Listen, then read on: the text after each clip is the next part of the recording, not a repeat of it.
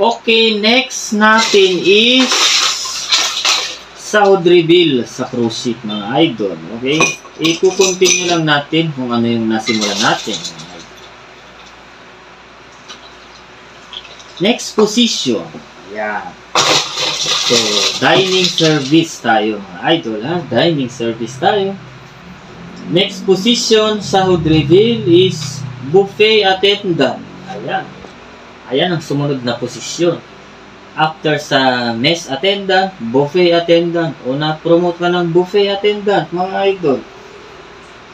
Magkano ang sahod ng buffet attendant? Okay, job responsibilities.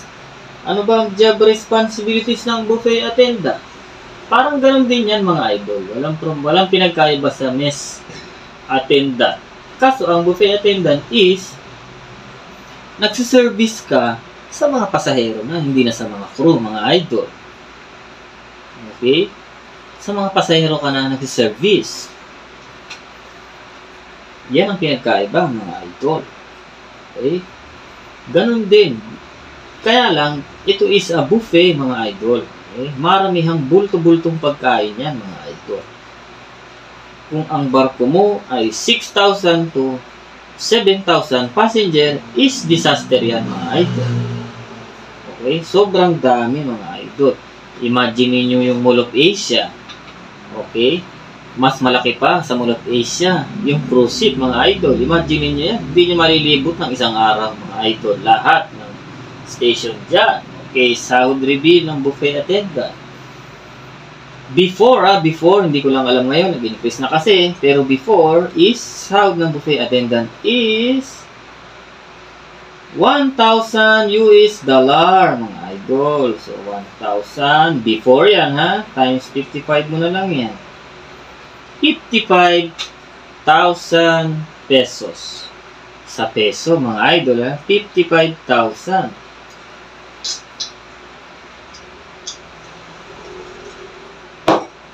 Nakita nyo ang difference, mga idol, ng sahod, mga idol. Malaking bagay na yan. Okay? Dahil kung sa Pilipinas, 55,000 is may position ka na, mga idol. It's either operation manager o area manager na ang position mo niyan, mga idol.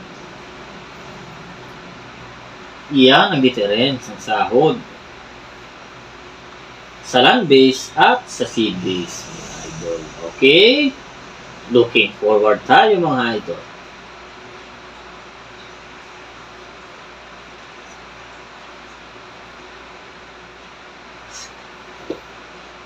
Iyan ang salary reveal ng buffet attendant sa cruise ship. Ayan.